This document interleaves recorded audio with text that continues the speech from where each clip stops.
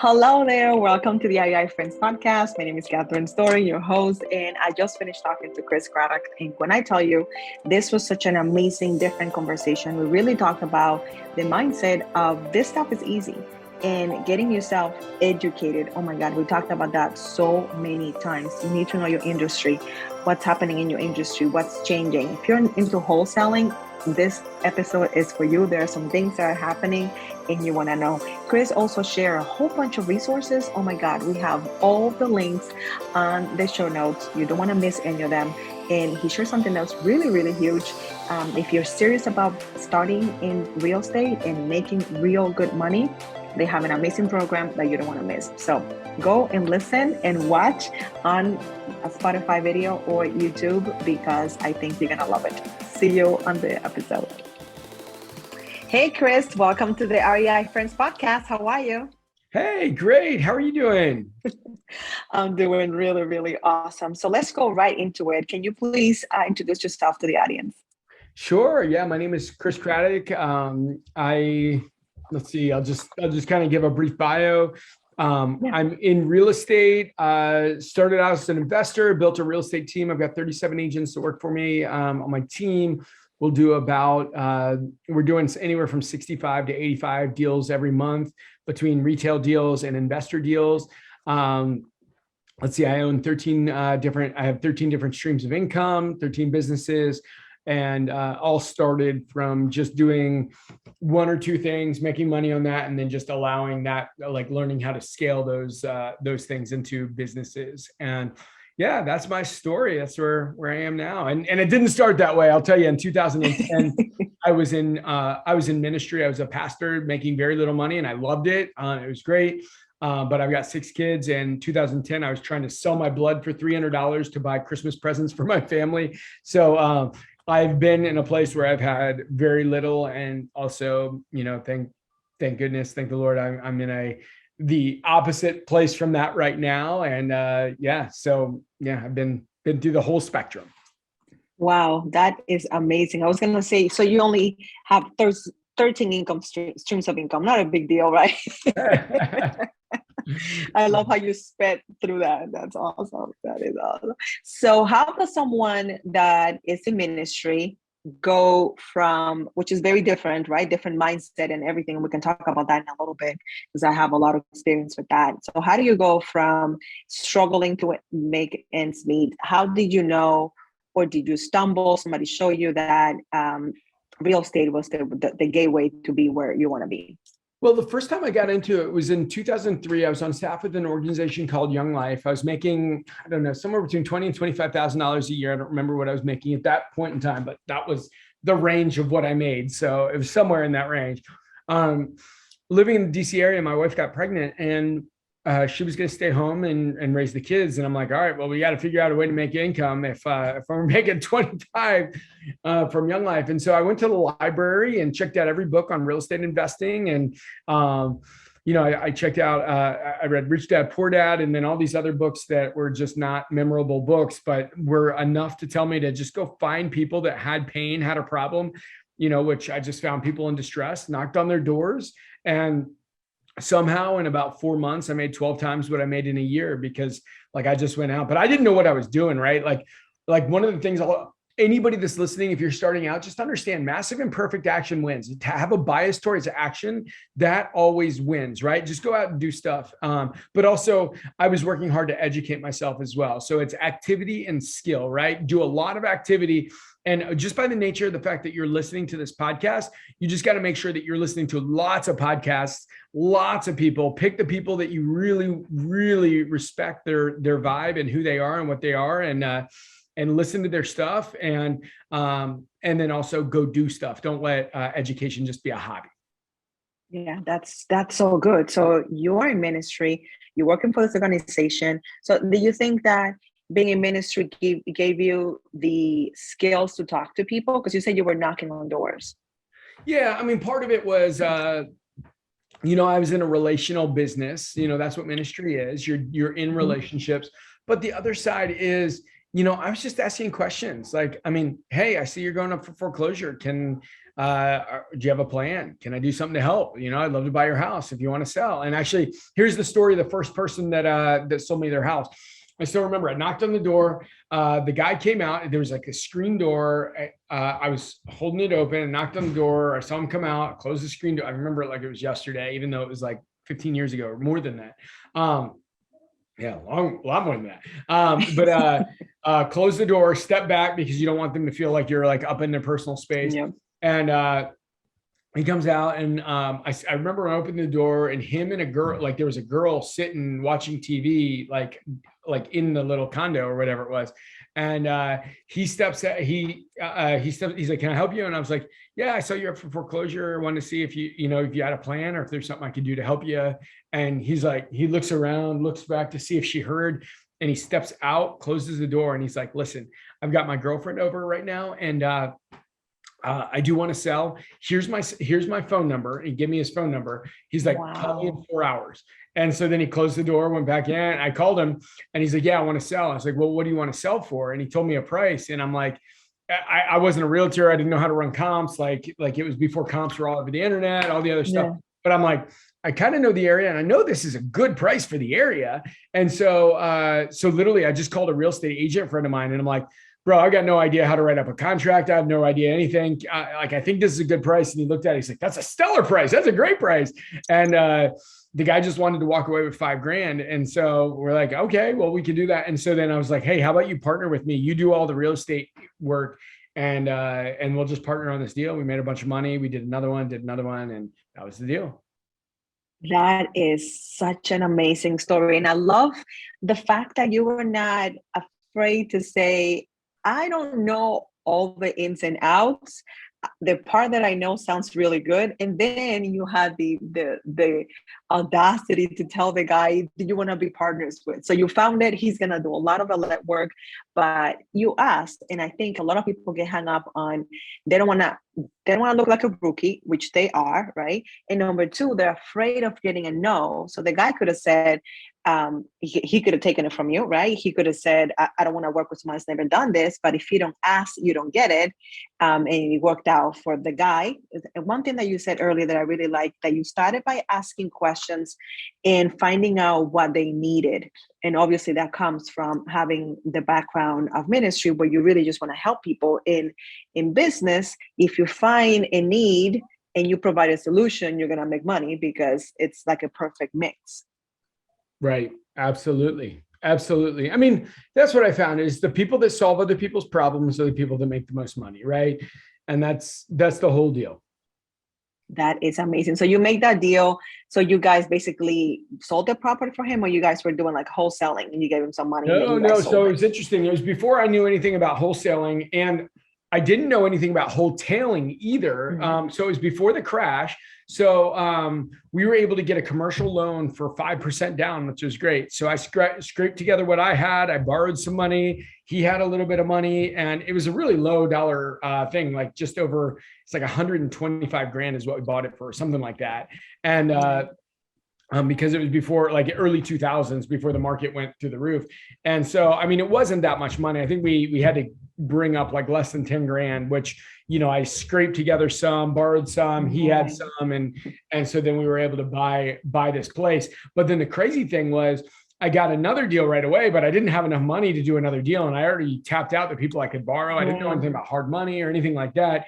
Just because I didn't know what I didn't know. I was early on. And so then I said to the guy, I'm like, dude, what do we do here? We've got another deal we could buy. And he was like, well, why don't we just, if we put the house on the market, like, let's just do like a paint job and then just put it back up on the market. We'll still make really good money. And then we could move that money into the next deal. And so it was my first deal was a wholesale deal, which I didn't know, which anybody that's listening, wholetailing is buying it, do minimal work, and then just throw it back up without doing any like serious fix ups. So that's what we did. We just painted it and cleaned it, like brought a cleaner in, and then we put it back up on the market. We made a bunch of money and turned that into the next, everything we made, we turned into the next deal because we were able to buy that with 5% down, and then the next deal, and then the next deal. And yeah, it just started rolling from there. That is so good. That sounds like creative financing before we knew what creative financing was, right? Right. Yeah, absolutely. Absolutely. That is so good. And something that you said that I didn't even think about before is that many people think they have to come up with all the money themselves.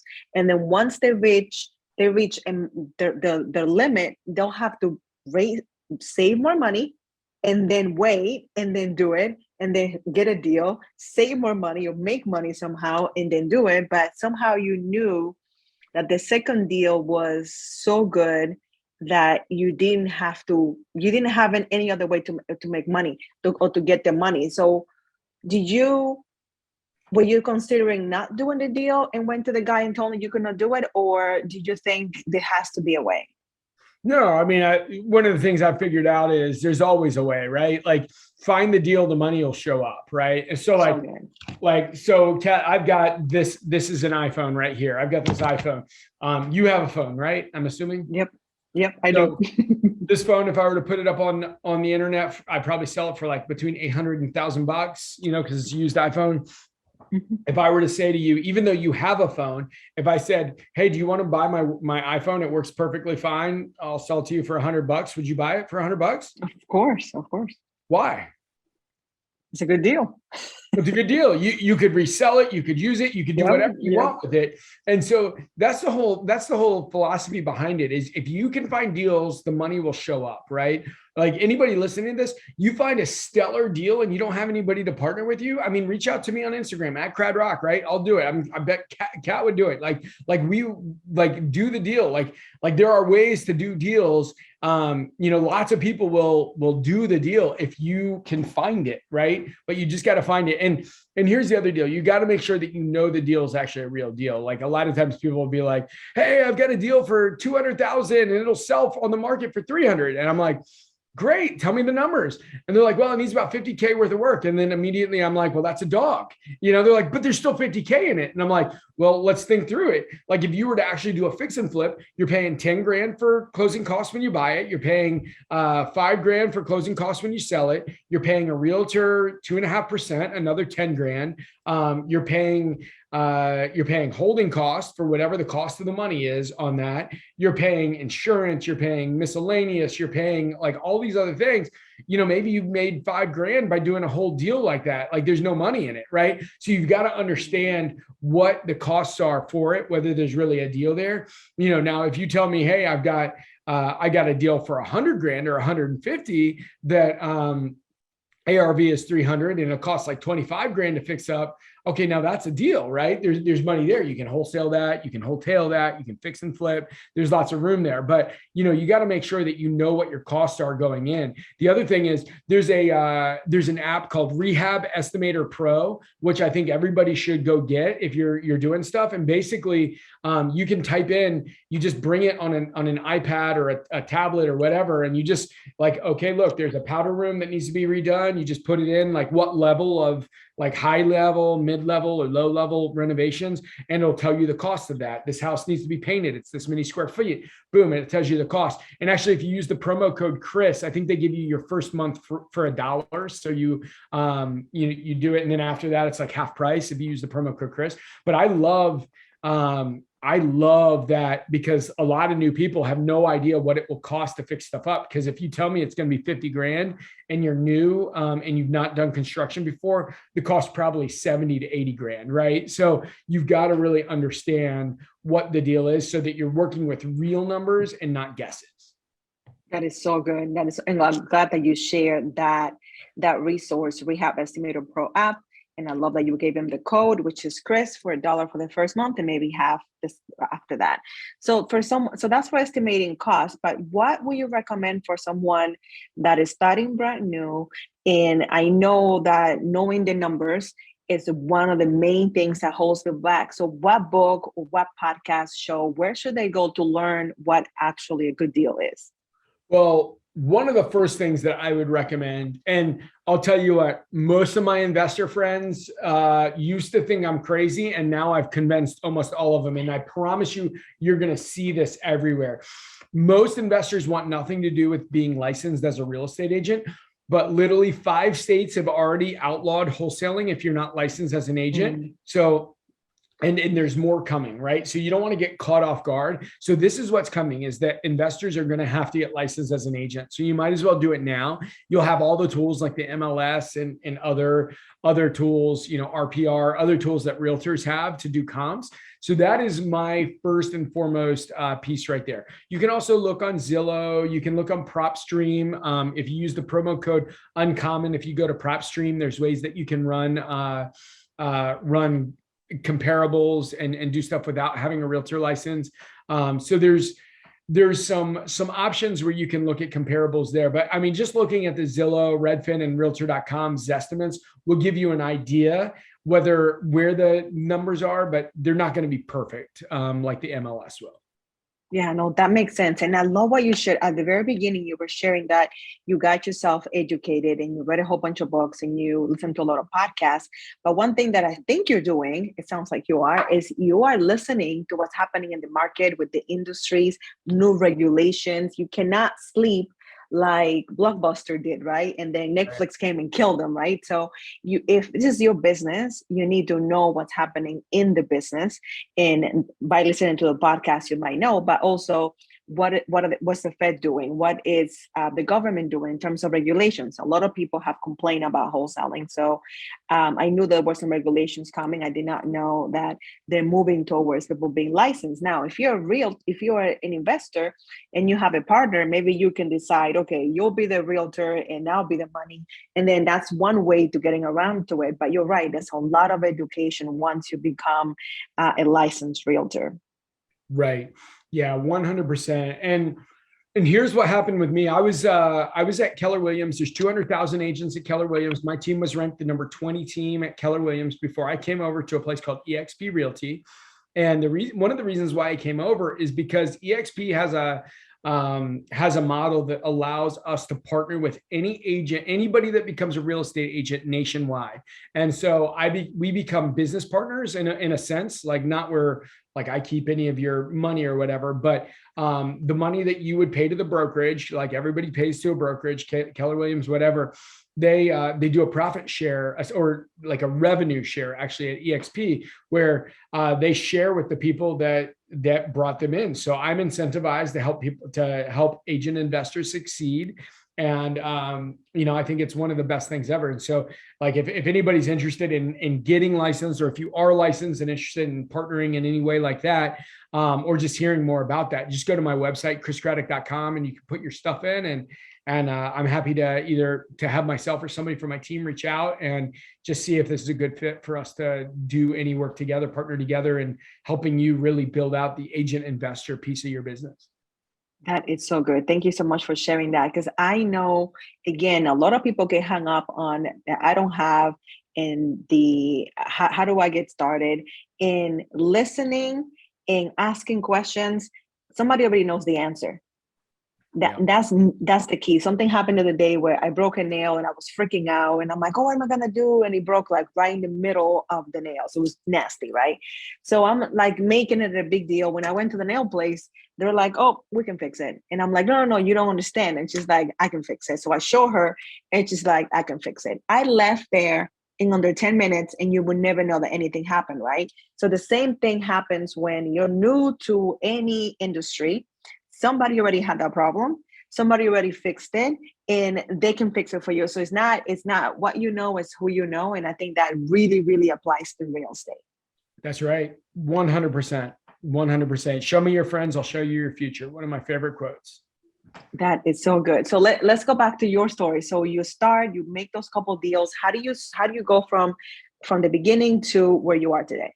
So I made a bunch of money doing that. And then I was like, I just continued doing ministry because I love ministry. So I stopped because then I had a pretty massive bank account. And so I then, just kept living. Well, I've got 6 kids. So anybody with lots of kids knows that if you had a massive bank account at one point in time, it disappears really fast when you have kids. And so all of a sudden I was doing like all these side hustles, side jobs just to make ends meet again. And then I'm like, why am I doing these things? Why don't I just, get back into flipping houses, do real estate? Well, at this point, that market had crashed. And so everybody I went to turned out to be short sales. Well, the banks were allowing you to flip short sales with massive margins when I first started. Well, but what happened was, and they were paying 6% to a real estate agent. So I'm like, well, might as well get a real estate license because the bank's going to pay me for that. Well, then what happened was they closed their margins, right? No longer were they approving massive margins, but I was really good at getting short sales. So I'm like, well, what should I do with these? And so I'm like, well, I can just put them on the market and list them.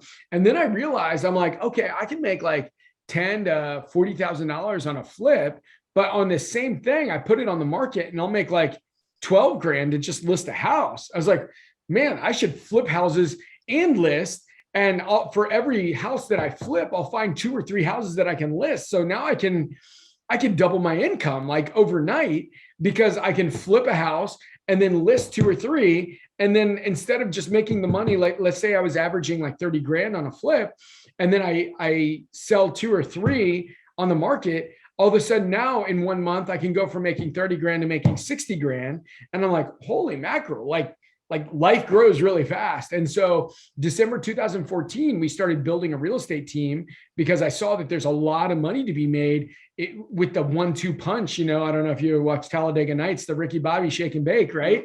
Like, so that, that kind of idea. So we're like, man, let's rock and roll with this thing. And so we started moving, we started rock and rolling. And that's when it just started growing like crazy. And so now we've got a ton of agents going after distressed seller leads. We'll flip, we'll wholesale, we'll do all the different pieces. We partner with other investors that have lots of leads that, they only have one outset, they'll flip or wholesale. But then we'll take their leads that they're selling or that they're not able to buy or wholesale. We'll list them, we'll give them a referral fee, and then we're off to the races.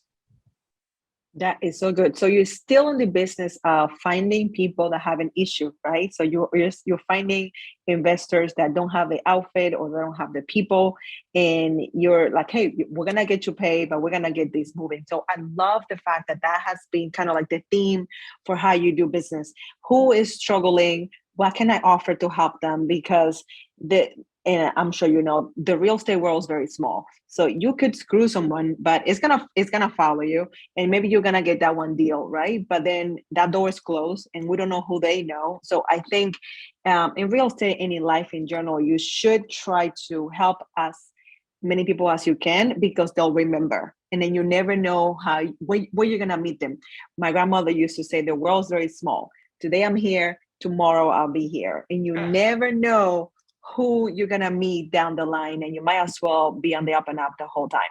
That's awesome. Right.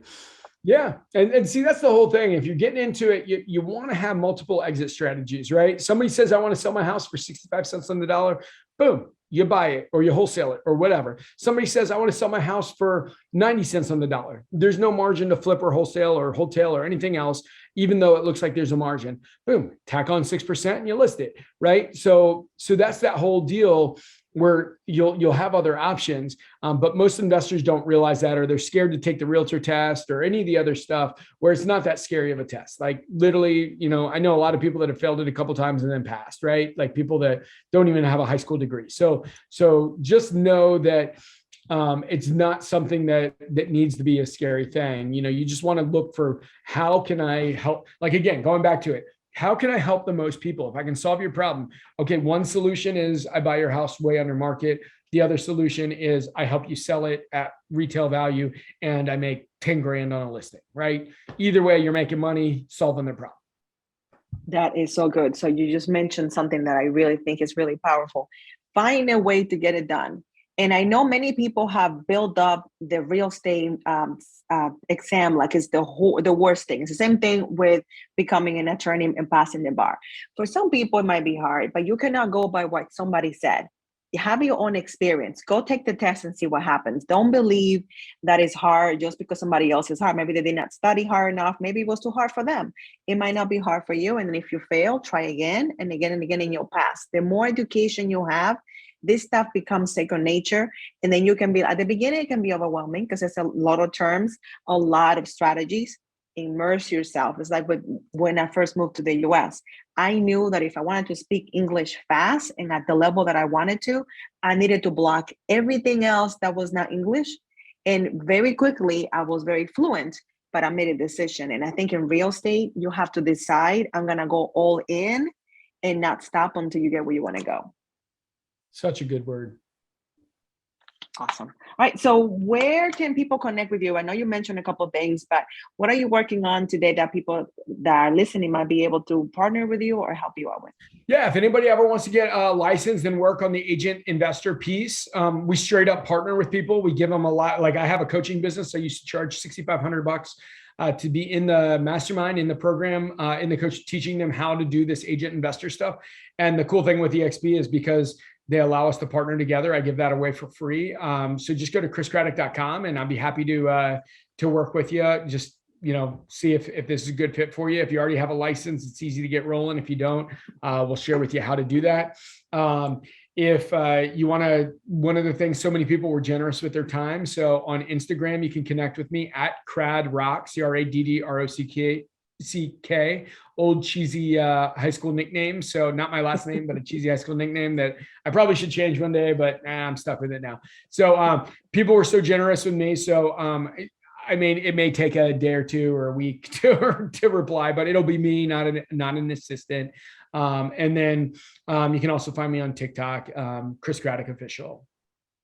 That is so good. Anything exciting that you're looking forward to this summer?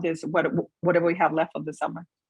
No, we lived at our lake house for the month of July. So that was really fun, building a business that's creating freedom. That's been awesome. And so that was great. And now we're back here and I'm actually, we're in our house that we bought, years ago, but we're in the next 2 weeks, we'll be in our house that we've been building for the last 2 years, which is crazy to have a 2-year build.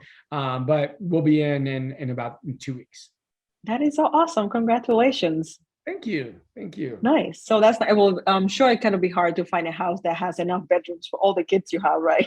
Yeah, it's a little bit bigger than we probably need, but I also like to host and have lots of parties and throw fundraisers and stuff like that. So we're building to be able to do all of those things. That is so awesome. Well, thank you so much for your time. I'm excited. So let me ask you this one question that I ask everyone that's on the show. If you were starting again today and you could go back learning what you know today, what would you do differently? I would hire a coach or figure out a way to get in coaching or masterminds way sooner. It took me a few years to do that. And the reality is, I'm a smart guy. Most people that listen, you're smart people. We can all figure this out on our own. But listen, if you know that you can make $100,000 or $1 million or $500,000, once you get to where you want to be very quickly, then why would you spend a year or two trying to figure that out if you could just pay somebody or hire somebody to get into the world that can show you how to get there, what takes you a year or 2 years or 3 years, if they can show you how to get there within months. It's kind of foolishness. And there's a phrase that I use in my world, in my business all the time, is there's something called the stupid tax, right? Where sometimes you don't realize you're paying it, but it costs you a whole heck of a lot of money. And that's one of those things. If you're not learning from others and letting others help you compress decades into days, you're paying a stupid tax. I love that. I'm going to have to borrow that, but don't worry, I'll give you credit. But I love it. Originality is forgetting who you stole it from, right? That's original. Absolutely. I love that. That's pretty good too. I like that. Well, thank you so much for your time. I'm so excited for what you're doing. We'll make sure to put all the links and all the resources that you share with us. Excited for people to connect with you and good luck with the move. So excited for you guys. Awesome. Thank you so much. I really appreciate it. It's been fun. Absolutely. Guys, there you have it. You have no excuses. Chris makes it sound so simple because it can be if you choose it to make it simple. Make sure that you watch the interview as well. I always find that you get more out of watching, so you can watch on YouTube or you can watch on Spotify video as well. As usual, make sure that you're subscribed so you don't miss any of the new episodes of the REI Friends podcast. I'll see you soon.